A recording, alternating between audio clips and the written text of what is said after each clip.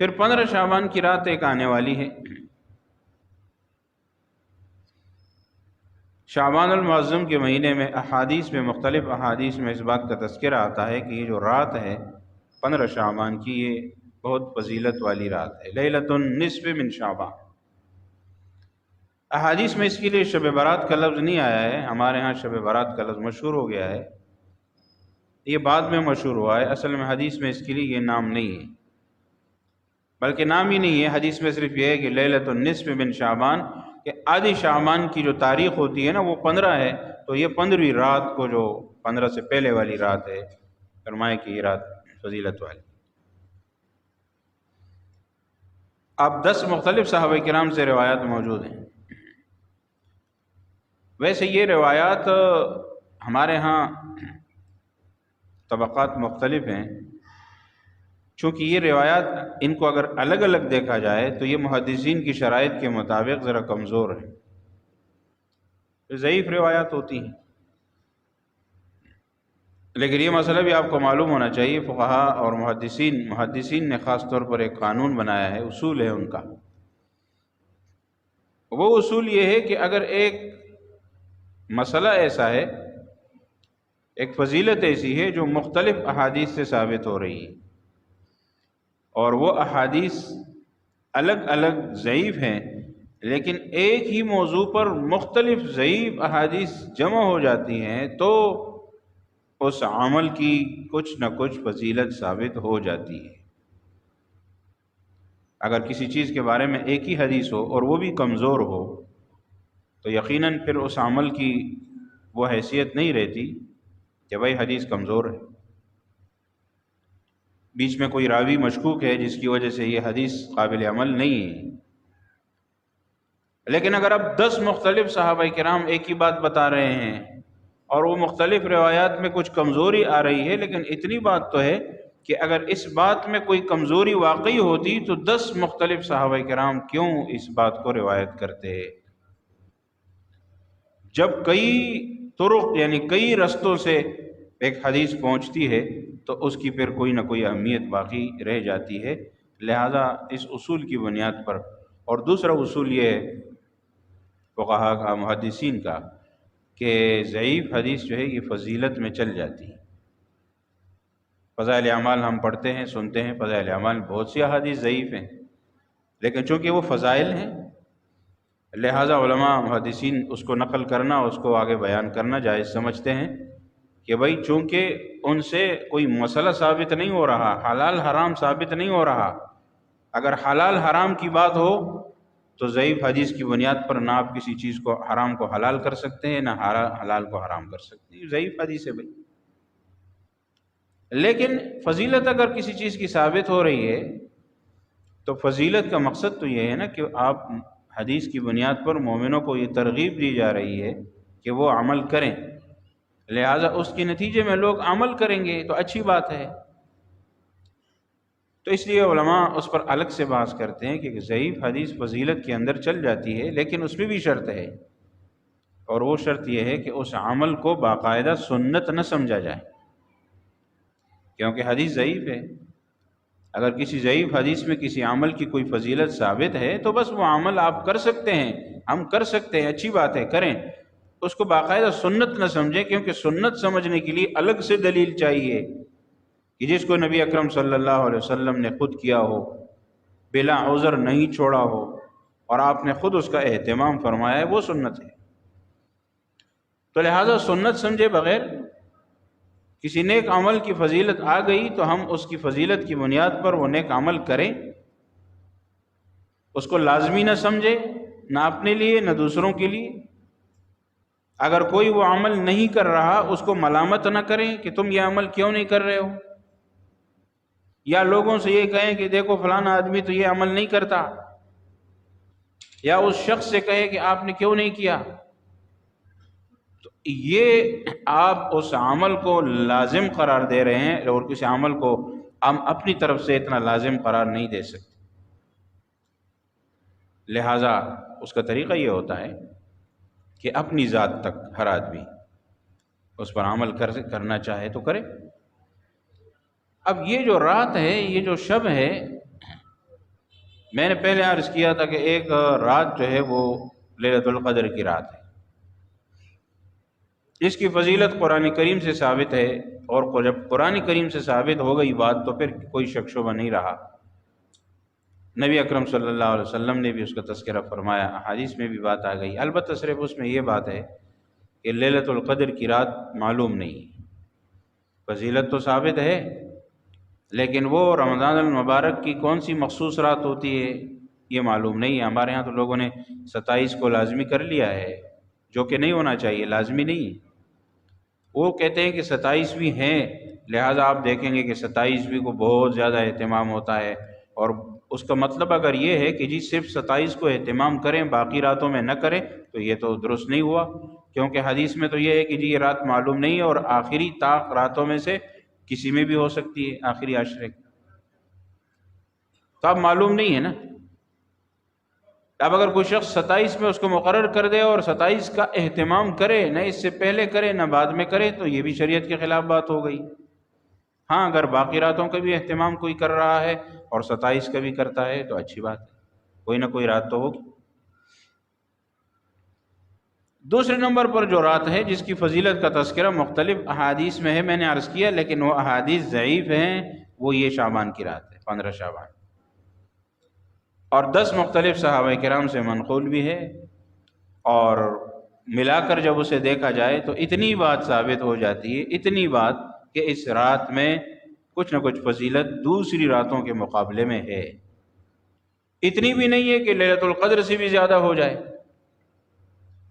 اتنی بھی فضیلت نہیں ہے جو دوسری مخصوص راتیں جن کا تذکرہ ثابت ہے اس سے بھی زیادہ ہو، ایسا نہیں ہے،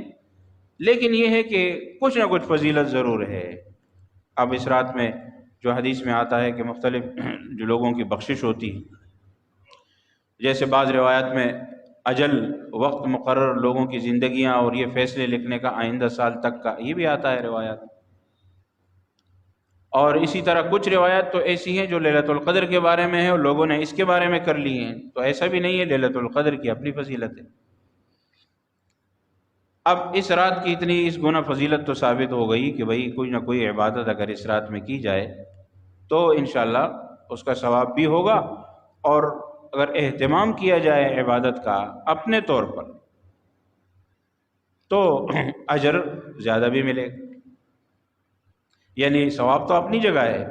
یعنی 2 رکعت نفل پڑھی، 2 رکعت نفل کا ثواب وہی ہے جو 2 رکعت نفل کا ہوتا ہے، لیکن اہتمام کی وجہ سے اضافی اجر مل جائے، بشرطے کہ میں نے وہ تمام باتیں بتا دی کہ یہ شرائط ہیں کہ نہ اس کو سنت سمجھا جائے، نہ لازمی سمجھا جائے، نہ واجب سمجھا جائے، اور نہ اس کے چھوڑنے والوں کو ملامت کیا جائے، نہ کسی پر اعتراض کیا جائے کہ آپ نے کیوں نہیں کیا۔ ان تمام باتوں کو چھوڑ کر محض اپنی ذات کی حد تک ہر شخص جتنا بھی ہو سکے عبادت کا اہتمام کر لے۔ پھر یہ بات بھی ہے کہ بعض حضرات نے تو یہ کہا نا، جب مختلف ضعیف احادیث ہیں تو بعض حضرات یہ کہتے ہیں کہ سرے سے اس رات کی فضیلت ہے ہی نہیں، ایسا طبقہ بھی موجود ہے، تو ہمارے علماء کہتے ہیں کہ نہیں جی درمیانہ راستہ لینا ہے، وہ بھی نہیں ہے، ایسا بھی نہیں ہے کہ بالکل فضیلت نہیں، کیونکہ حدیث میں تو ہے، اگرچہ ضعیف ہو لیکن حدیث تو ہے، یعنی فضیلت تو ثابت ہو جائے گی۔ اور ایک طبقہ وہ ہے جو اس رات کچھ حد سے زیادہ ہی بڑھ گیا، اس کا مطلب یہ ہے کہ رات کو باقاعدہ تہوار بنا لیا جائے، جیسے ہم عید مناتے ہیں، اور اس تہوار کو منایا جائے۔ منانے کا مطلب یہ ہوتا ہے کہ آپ ایک چیز کو دوسرے لوگوں کے ساتھ مل کر منائیں، اجتماعی طور پر اس کا اہتمام کریں، یہ ہوتا ہے کسی چیز کو منانا۔ آج کل کی اصطلاح میں زبان میں اس کو کہتے ہیں سیلیبریٹ کرنا۔ سیلیبریٹ کا مطلب یہ ہوتا ہے جیسے ہم عید مناتے ہیں کہ ہم سارے مسلمان مل کر اس دن عبادت کا اور یا پھر دوسری میل ملاقات کا، آنے جانے کا، ان چیزوں کا آپس میں اہتمام کرتے ہیں اور سب مل کر اس کو مناتے ہیں۔ یہ منانا جو ہے شریعت مطہرہ میں عیدین میں ہے، اس کے علاوہ نہیں۔ اور تہوار اسی کو کہتے ہیں۔ اگر کوئی شخص کہے کہ جی میں رات میں عبادت کر رہا ہوں، میں مناتا نہیں ہوں، تو منانا تو ایسا ہی ہوا نا کہ جب آپ سارے لوگوں کو بلائیں گے اور پھر اس رات اجتماعی معمولات عبادات کریں گے۔ آج کل یہ ایک رواج چل پڑا ہے نفل پڑھیں گے، تہجد پڑھیں گے، جماعت کے ساتھ پڑھیں گے، آپس میں مل کر جماعت کریں گے۔ پھر صلاۃ تسبیح پڑھیں گے، جماعت کے ساتھ پڑھیں گے۔ اس طرح اور جو اس رات کے جو معمولات ہیں اس کو اہتمام کے ساتھ باجماعت مل کر سب آپس میں کریں گے۔ تو بھائی جب ایک چیز شریعت سے جتنی ثابت ہے ہم اتنا ہی کر سکتے ہیں، اس سے زیادہ کا اختیار ہمارے پاس نہیں۔ نبی اکرم صلی اللہ علیہ وسلم نے صلاۃ التسبیح کی فضیلت بیان فرمائی۔ نہ تو صلاۃ تسبیح کسی رات کے ساتھ خاص ہے، نہ کسی دن کے ساتھ خاص ہے، بلکہ آپ نے حدیث سنی ہوگی، کیا نبی اکرم صلی اللہ علیہ وسلم نے اپنے چچا حضرت عباس رضی اللہ عنہ سے یہ بات بیان فرمائی تھی کہ آپ نے ہفتے سے شروع فرمایا، ہفتے میں ایک بار پڑھو، مہینے میں پڑھو، سال میں پڑھو، نہیں تو فرمایا زندگی میں تو ایک دفعہ پڑھ لو۔ تو اس میں وقت کوئی مقرر نہیں۔ اسی طرح اگر کوئی شخص اس رات میں بھی صلاۃ تسبیح کا اہتمام کر رہا ہے تو اپنے طور پر کرے، اپنے طور پر۔ یہ جو نفل عبادت ہوتی ہے نا، یہ کہتے ہی اسی کو ہیں کہ جس میں آپ کا ہمارا تعلق اللہ کے ساتھ راز و نیاز والا ہو، تنہائی والا ہو۔ میں نے پچھلی بار بھی یہ بات عرض کی تھی، جیسے تہجد کی نماز ہے، یہ تنہائی کی نماز ہے۔ اس کا مطلب تو یہ ہوا جیسے بادشاہ کسی کو بلائے کہ جی آپ میرے پاس آ جاؤ، آپ سے الگ میں نے بات کرنی ہے، اور جب ہم بادشاہ کے پاس جائیں تو 10 12 20 25 لوگ بھی ساتھ لے کر چلے جائیں، تو کیا اس سے بادشاہ خوش ہوگا یا ناراض ہوگا کہ میں نے تو آپ کو بلایا تھا، آپ سے بات کرنی ہے، تو اتنے ساروں لوگوں کو کیوں لے کر آ گئے؟ جب اللہ نے ہمیں اللہ کی طرف سے فضیلت اس کی ثابت رسول اللہ صلی اللہ علیہ وسلم کی طرف سے ہو گئی، تو اب اس کا مقصد یہ ہے کہ ہمیں اپنے طور پر اہتمام کرنا ہے، اور ہر ایک کا اللہ کے ساتھ راز و نیاز کا تعلق ہوگا۔ اگر وہ سارے مسجد میں بھی جمع ہو جائیں تب بھی ہر ایک کی عبادت اپنی اپنی ہوگی۔ نفل نماز مسجد میں ہو جائے گی، لیکن جیسے میں نے عرض کیا تھا کہ علماء لکھتے ہیں کہ نفل نماز سب سے زیادہ گھر میں افضل ہے، اور گھروں کو قبرستان مت بناؤ، حدیث کی روشنی میں فرمایا کہ گھر کے اندر نفل عبادت کی جائے۔ یہ جو سنتیں ہیں نمازوں سے پہلے اور بعد میں، یہ بھی گھر میں پڑھنا بہتر ہے اور بہتر تھا، لیکن علماء نے اجازت اس وجہ سے دے دی تھی کہ جی لوگ جب نکل جاتے ہیں مسجد سے تو پھر سنتیں نہیں پڑھتے، مشغول ہو جاتے ہیں کسی بھی کام میں، راستے میں کوئی مل گیا، دکان پہ چلے گئے، کاروبار ملازمت پہ چلے گئے، وہاں جگہ نہیں ہے، موقع نہیں ہے، پھر بھول گیا، سنتیں رہ گئی۔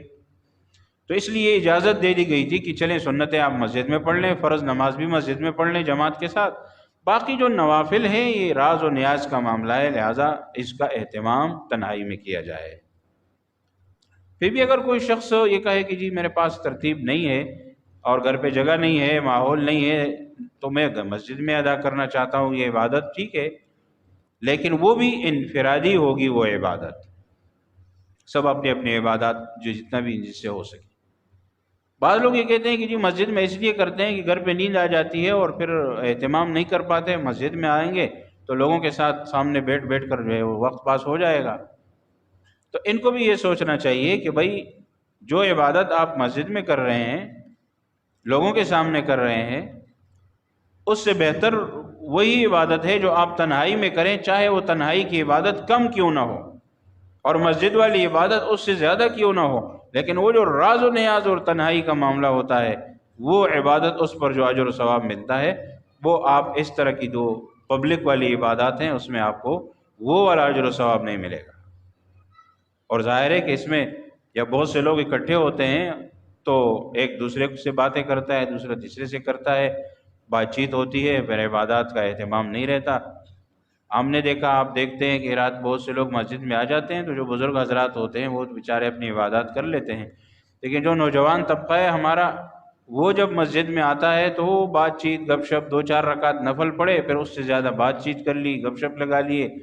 اور اس کے بعد جو ہے اب تو لوگ موبائل میں مشغول ہوتے ہیں، اب تو مسجد میں آتے ہی نہیں۔ وہ تو کچھ عرصہ پہلے کی بات تھی کہ جب ایسی رات ہوتی تھی تو ساری رات لوگ موجود ہوتے تھے، بزرگ حضرات بھی ہوتے تھے، نوجوان بھی ہوتے تھے، بچے بھی ہوتے تھے، اور لوگ اپنے بچوں کو بھیجتے تھے مسجد میں کہ جا کے عبادت کریں۔ یہاں سے ہمیں اعلانات کرتے تھے کہ جی بچوں کو نہ بھیجیں، یا اگر بچے بھیج رہے ہیں تو ہوشیار ہوں، مسجد کا پانی وغیرہ اور بجلی یہ ضائع نہ کریں، مسجد کو گندہ نہ کریں، وغیرہ وغیرہ، یہ باتیں ہوتی۔ تو اب نوجوان تو موبائل سے فارغ ہے ہی نہیں ہے، وہ کدھر مسجد آئے گا؟ اس کے لیے تو پھر بہتر ہے کہ وہ مسجد اگر آ سکے تو آ جائے، اس لیے کہ گھر پہ تو نہیں کر پائے گا، وہ گھر میں بستر میں بیٹھا رہے گا، موبائل اس کے ہاتھ پہ ہوگا، وہ کیا عبادت کرے گا؟ اور اس کا دل کیا چاہے گا کہ میں اس کو چھوڑ دوں؟ کیوں؟ یہ موبائل ہاتھ کے ساتھ چمٹا ہوا ہے، بندھا ہوا ہے، اس کو ہم جتنا بھی پھینکنا چاہے نہیں پھینک سکتے۔ یہ ابھی ہماری زندگی کا لازمی جز بن گیا ہے، خاص کر کے نوجوان طبقہ تو اس کے بغیر تو ان کا ایک منٹ بھی، ساری چیزیں آپ دنیا کی بند کریں، پانی بند کریں، بجلی بند کریں، گیس بند کریں، سب کچھ بند کر دیں، کسی کو تکلیف اتنی نہیں ہوگی جتنا آپ ان کے نیٹ بند کر دیں، آپ ان کے موبائل ان کے ہاتھ سے چھین لیں، اب پھر دیکھیں ان کو کتنی تکلیف ہوتی ہے۔ اس کی وجہ یہ ہے کہ ہم نے ایک چیز کو اتنا لازم کر لیا ہے تو بس اب اس کے بغیر گزارا نہیں ہے۔ ایک وقت ہوتا تھا اس چیز کی ضرورت نہیں تھی، اور آج بھی جن کو اس چیز کی عادت نہیں ہے، یہ ہمارے بزرگ حضرات جو ان چیزوں سے پاک ہیں، یہ بہت خوش قسمت لوگ ہیں، اور جو عبادت کرتے ہیں، فارغ ہوتے ہیں، یہ مسجد میں آتے ہیں اور دعا کرتے ہیں، ورنہ کچھ عرصے بعد پھر یہ لوگ بھی نہیں ملیں گے۔ اس سے کچھ عرصہ قبل جب ہم اپنے بچپن کی بات کرتے ہیں تو مسجد میں اہتمام لوگوں کا زیادہ ہوتا تھا، لوگ زیادہ آتے تھے، نوجوان بھی آتے تھے، بزرگ حضرات بھی آتے تھے۔ اب آہستہ آہستہ وہ چیزیں کم ہوتی جا رہی ہیں۔ تو جو بزرگ حضرات مسجد میں موجود ہوتے ہیں یا عبادت کا اہتمام کرتے ہیں، یہ پورے محلے کی طرف سے اللہ نے ان کو ایک انعام دیا ہوا ہے، یہ ہماری خوش قسمتی ہے، ورنہ کچھ عرصے بعد اگر یہ حالت رہی، اور یہ جو آج کل کے نوجوان ہیں یا جوان ہیں، یہ جب بوڑھے ہوں گے اس عمر تک پہنچے گی بھی کہ نہیں پہنچیں گے، کیونکہ وہ عمریں تو ہے نہیں اب، اور اگر پہنچیں گے بھی تو وہ اپنے موبائلوں سے، ان چیزوں سے آگے پتہ نہیں کیا کیا چیزیں نکلیں گی، کیا ان کو اتنی فرصت ملے گی کہ ہم مسجد میں آ کے بیٹھ جائیں گے؟ ہم سب اپنی بات بھی کر رہے ہیں کہ ہمیں اتنی فرصت مل جائے کہ ہم پھر مسجد میں وقت نکال کے بیٹھ جائیں، مجھے تو بڑا مشکل لگ رہا ہے جو حالات سامنے نظر آ رہے ہیں۔ تو لہٰذا بہرحال عبادت کا اہتمام ہونا چاہیے، اور جہاں انسان کو رکاوٹ پیش آ رہی ہے تو اس کے لیے اگر وہ ماحول میں آنا چاہتا ہے کہ جی میں مسجد میں آؤں تو تھوڑا ماحول ہوگا، سب عبادت کر رہے ہوں گے تو ان کی وجہ سے میں بھی کر لوں گا، تو ٹھیک ہے، اس رات جو مخصوص راتیں ہوتی ہیں اس میں مسجدیں کھلی رہتی ہیں اور لوگ آتے ہیں، اہتمام اپنے جو بھی ان سے عبادت، مسجد ہے ہی اسی کے لیے، عبادت اگر کوئی کرے کوئی ممانعت کی بات نہیں ہے، لیکن یہ ہے کہ بہرحال پھر مسجد کا ادب، اس کا لحاظ، اس کے تقدس کا اور یہ ساری چیزیں، اس کا اہتمام بہت ضروری ہوتا ہے۔ دوسری چیز یہ ہے کہ جو آج کل جن لوگوں نے اس رات کچھ ایسی چیزیں بنا لی ہیں نا جو بالاتفاق سب کے نزدیک ممنوع ہیں، نہیں ہونی چاہیے، جس میں سب سے بڑی برائی جو پٹاخوں والی، یہ تو نہ مسلمانوں کے ہاں ہے اور نہ جو ہے یہ غیر، یہ اصل میں ہندوؤں کے ساتھ تو ہمارا وقت گزرا ہے نا، یہ پاکستان ہندوستان والا معاملہ، تو بہت سی چیزیں ہماری غمی خوشی میں بھی اور پھر ان پروگراموں میں، حتیٰ کہ عیدین میں ہندوؤں والی آ گئی۔ یہ جتنے بھی چراغاں ہوتے ہیں اور یہ لائٹنگ ہوتی ہے اور یہ جو وہ موم بتیاں جلائی جاتی ہیں، شمعیں جلائی جاتی ہیں، اصل میں مسلمانوں کا طریقہ کار ابتدائی طور پر یہ نہیں۔ آپ دیکھتے ہیں کہ یہ جو غیر مسلم لوگ ہیں، ہندوؤں کے ہاں یہ دیوالی وغیرہ اس قسم کے جو یہ تہوار ہوتے ہیں اس میں یہ روشنیاں جلاتے ہیں اور دیے جلاتے ہیں، یہ چیزیں جلاتے رہتے ہیں، اور وہ ایک تہوار میں تو ان کے ہاں وہ کوئی رنگ منگ ڈالتے رہتے ہیں ایک دوسرے پہ، یہ مختلف ان کے ہوتے ہیں۔ اب مسلمانوں کے ہاں یہ ہے کہ مسلمان تہوار مناتا ہے، عیدین ہے اور اس میں عبادت ہے اور آپس میں ایک دوسرے کے حقوق کا خیال رکھنا ہے، ایک دوسرے کے ساتھ حسن سلوک کرنا ہے، آپس میں ملنا ملاقات کرنا ہے، یہ عیدین ہے۔ اس کے علاوہ بقرعید میں بھی ایک دوسرے کا خیال رکھنا ہے قربانی وغیرہ کی صورت میں، اور عید الفطر میں فطرانہ وغیرہ ادا کر کے سب کو اپنی خوشیوں میں شریک کرنا ہے، ایک خوشی منانی ہے، وہ تہوار ہے، اس موقع پر باقاعدہ اس کو منانا یہ ثابت ہے۔ رات کو ہی منانا جو ہے وہ شریعت کے اندر ثابت نہیں ہے۔ لیلۃ القدر کی رات جو ہے وہ بھی منانے کی نہیں ہے، وہ عبادت کی رات ہے کہ اس رات عبادت کی جائے۔ لہذا یہ جو مشہور ہو گیا ہے یہ بھی غیروں کی طرف سے آیا ہوا ہے، ہمارے مسلمانوں کا طریقہ کار نہیں۔ قانون میں بھی منع ہے، اس کا نقصان بھی ہے، اور شریعت میں کوئی اس کی حقیقت نہیں ہے کہ اس رات کوئی پٹاخے کیے جائیں، اس لیے کہ شریعت کا کوئی ایسا عمل ہے نہیں جس میں یہ چیزیں موجود، وہ تو بچہ بچہ سمجھ سکتا ہے، وہ تو بالکل غلط اور ناجائز۔ پھر میں نے عرض کر دیا کہ اسی طرح کی لائٹنگ ہو گئی، شمع جلانا، دیے جلانا، یہ چیزیں بھی کوئی شرعی حکم نہیں، نہ فرض ہے، نہ واجب ہے، نہ سنت ہے، نہ مستحب، کچھ بھی نہیں ہے، وہ شرعی حکم ہی نہیں ہے سرے سے۔ کوئی شریعت کا ایسا عمل نہیں ہے جس میں کسی جگہ کوئی شمع جلانا، دیے جلانے کی بات آئی ہو۔ شریعت میں عبادت کس چیز کا نام ہے؟ اتباع رسول کا نام، نبی اکرم صلی اللہ علیہ وسلم کی اتباع۔ اور وہ کیا ہے کہ آپ علیہ الصلوۃ والسلام سے کون سی عبادات ثابت ہے؟ نفل نماز ہے، اس میں صلاۃ تسبیح وغیرہ سب آ گئی۔ کوئی مخصوص نماز نہیں ہے کہ فلاں کے بعد یہ صورت پڑھو، یہ صورت پڑھو، اتنی اتنی دفعہ پڑھو، یہ بھی ہم لوگوں نے خود سے بنائی، یہ بھی نہیں ہے۔ جتنے نفل انسان پڑھنا چاہے پڑھے، 10 20 پڑھے، 50 100 پڑھے، جو بھی پڑھے، جتنے تک انسان میں ہمت ہے اور شوق سے کر رہا ہے کرے۔ تلاوت قرآن کریم یہ ہے، اور ذکر اذکار یہ بھی ہے۔ اور اس کے علاوہ بھی اگر کوئی شخص کوئی دینی کتاب کا مطالعہ کر رہا ہے، کوئی ایسی چیز پڑھ رہا ہے، کوئی دینی کوئی مسئلہ سیکھ رہا ہے، کوئی دین کی بات سیکھ رہا ہے، پڑھ رہا ہے، تو اچھی بات ہے، یا کسی کو سکھا رہا بتا رہا ہے تو بھی کوئی حرج نہیں ہے۔ لیکن وہ پھر بھی ایک اجتماعی عمل بن جاتا ہے۔ جیسے مثال بیٹھ کر کوئی شخص تعلیم کا حلقہ لگا لے تو ایک اجتماعی عمل ہو گیا، تھوڑی دیر کے لیے یہ بھی کر لے تو اچھی بات ہے۔ لیکن اصل میں جو عبادات ہیں نا وہ انفرادی ہیں راتوں کے، یہ جو ثواب کی بات ہوتی ہے، لہٰذا اپنی انفرادی عبادات انسان جتنا چاہے وہ کر۔ اس کے علاوہ پھر ایک چیز اور بھی ہمارے یہاں مشہور ہو گئی ہے، وہ قبرستان جانا ہے۔ نبی اکرم صلی اللہ علیہ وسلم سے قبرستان جانا اس رات ایک حدیث میں آتا ہے، ثابت ہے۔ میں نے عرض کیا نا اس قسم کی روایت ضعیف بھی ہیں، لیکن آپ علیہ الصلوۃ والسلام کا معمول مبارک یہ تھا کہ آپ قبرستان رات کے آخری حصے میں جایا کرتے تھے۔ تو اس کے علاوہ بھی گئے اور اس رات بھی گئے ہیں، اور وہ ایک مرتبہ ثابت ہے، لہٰذا اگر کوئی شخص کسی ایک آدھ دفعہ چلا بھی گیا تو کوئی حرج نہیں۔ لیکن آج کل جو ایک ترتیب بن گئی ہے کہ اسی رات کو جانا ہوگا، اور آپ دیکھیں گے پھر شب برات کی رات میں وہاں لائٹنگ ہوتی ہے، قبرستانوں کو سجایا جاتا ہے، خوبصورت بنا کے جاتا ہے، اور ہر کسی کے اوپر یہ لازم ہوتا ہے کہ وہ لازمی اپنے میت کے پاس قبرستان چلا جائے۔ تو دیکھیے شریعت کا ایسا کوئی حکم نہیں، یہ نہ سنت ہے نہ فرض ہے، نہ اگر اس نیت سے کوئی شخص ایک مرتبہ چلا گیا کہ رسول اللہ صلی اللہ علیہ وسلم تشریف لے گئے تھے تو میں بھی ایک دفعہ چلا جاتا ہوں، تو وہ ایک الگ بات ہے، اس سے وہ ہے۔ لیکن اس کے اہتمام جتنا آج کل ہونے لگا ہے، اور پھر اس کے بعد پھر وہاں جا کر وہ پھول چڑھانا، چادر چڑھانا، دیکھیے شریعت کے طریقہ کار میں قبرستان، قبر، جو میت اس دنیا سے جو شخص چلا جاتا ہے اس کو صرف نیک اعمال، اس کے لیے دعا کی جائے، ایصال ثواب کیا جائے، وہ چیزیں ان تک پہنچتی ہے، ان چیزوں کا کوئی فائدہ اس کو نہیں،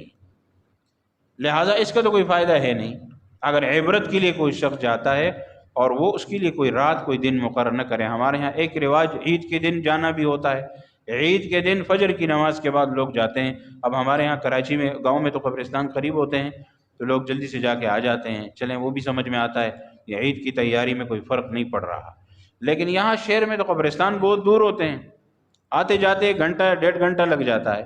تو ایسا کئی مرتبہ ہوتا ہے کہ جب فجر کی نماز کے بعد کوئی شخص قبرستان جاتا ہے، واپس آتا ہے تو عید کی نماز میں تاخیر ہو جاتی ہے، تیاری میں عید کی نماز کے لیے دور سے جلدی جلدی بھاگا ہوا آ رہا ہوتا ہے اور قبرستان جاتا ہے، تو بھئی وہ ضروری ہے یہ ضروری ہے؟ قبرستان کہاں جا رہا ہے؟ وہ تو اپنی جگہ ہے، عید کی نماز کے بعد جا سکتے ہیں، عید کے دوسرے دن جائیں، عید کے تیسرے دن جائیں، سال کے 12 مہینے کسی بھی وقت جائیں۔ حدیث میں ترغیب آئی ہے کہ مردوں کے لیے یہ ہے کہ وہ جائیں اور وہاں سے عبرت حاصل کریں کہ دیکھیے یہ قبرستان ہے، یہ لوگ تھے، کبھی ہمارے درمیان تھے، آج ہمارے درمیان نہیں ہے، کل کو ہم بھی ان کے پاس چلے جائیں گے، اس مقصد کے لیے جائیں۔ لیکن اب کیا ہوتا ہے کہ سال بھر کسی کو قبرستان یاد نہیں آئے گا، لیکن اس رات اس کو یاد آ جائے گا، اور وہ بھی کیا کرے گا، جا کے وہاں پھول ڈال کے روشنی بنا کے پھر واپس آ جائے گا۔ یہ محض رسم سی بن گئی ہے، لہٰذا اس اہتمام کی جو جتنا اہتمام ہو رہا ہے نا، اتنا شریعت کے اندر اس کا اہتمام ایک مخصوص رات کے طور پر ثابت نہیں۔ تو ایک تو دوسری چیز یہ ہو گئی، اور تیسری چیز جو ہے وہ یہ جو کوئی پکانے والی چیزیں ہیں، حلوہ وغیرہ وغیرہ، کوئی چیز میٹھا، تو اس کا بھی اس رات کے ساتھ کوئی تعلق نہیں ہے کہ کوئی اس رات بنائے اور باقی سال بھر نہ بنائے۔ میں نے پہلے عرض کیا تھا کہ محرم کے ساتھ حلیم شربت کا کوئی تعلق نہیں ہے، اور شعبان کے ساتھ کوئی حلوہ وغیرہ کا تعلق نہیں ہے۔ یہ جتنی بھی نیکیاں ہیں اس کے لیے کوئی دن مقرر نہیں ہے، کوئی وقت مقرر نہیں ہے، سال کے 12 مہینے کسی بھی وقت ہو سکتی ہے۔ اگر کوئی شخص اس وجہ سے کر رہا ہے کہ میں اس دن کروں گا تو زیادہ ثواب ملے گا، تو یہ غلط کر رہا ہے، کوئی زیادہ ثواب نہیں ملے گا۔ بلکہ اگر آپ اس دن کے ساتھ خاص کر رہے ہیں کہ اس دن ثواب ملے گا، باقی دنوں میں نہیں ملے گا، تو آپ نے بدعت کر لی، آپ نے دین میں نئی چیز ایجاد کر لی۔ یہ کہاں سے ثابت ہے کہ اس دن ملے گا زیادہ، باقی دن میں نہیں ملے گا؟ تو جب چاہیں کریں، اس کے لیے کوئی دن مقرر نہ کریں۔ چوتھی چیز اور آخری جو ہے وہ روزہ رکھنا ہے اگلے دن۔ دیکھیے فضائل جتنی بھی ہیں وہ سب رات کے ہیں، رات کو روزہ تو نہیں ہوتا، دن کو ہوتا ہے۔ تو ایک حدیث صرف ابن ماجہ کی موجود ہے، اور میں نے عرض کیا کہ وہ بھی ہے ضعیف، ایک حدیث موجود ہے روزہ رکھنے کی۔ لہٰذا اگر ان شرائط کا اہتمام کیا جائے کہ سنت نہیں ہے، لازمی نہیں ہے، اور کسی کو ملامت بھی نہیں کرنا، اور اس نیت سے کہ شعبان میں رسول اللہ صلی اللہ علیہ وسلم سے روزے رکھنا ثابت ہے، اور 13، 14، 15 یہ 20 کے ایام ہوتے ہیں، ان دنوں میں روزے رکھنا بھی رسول اللہ صلی اللہ علیہ وسلم سے ثابت ہے، اس بنیاد پر اگر کوئی شخص رکھ لیتا ہے تو بھی کوئی حرج نہیں ہے، اچھی بات ہے، اس کو اجر ملے گا۔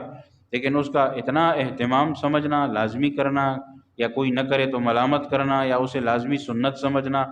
یہ چیزیں نہیں ہیں۔ جو چیز جتنی ثابت ہے اسی حد کے اندر رکھیں۔ بہرحال اللہ تعالیٰ سے دعا ہے کہ اللہ تبارک و تعالیٰ ہمیں رمضان کے استقبال کی تیاری کی توفیق نصیب فرمائے، اور جو عبادات ہیں وہ شرعی سنت کے مطابق ہمیں کرنے کی اللہ تعالیٰ توفیق نصیب فرمائے، اور اللہ تعالیٰ قبول فرمائے۔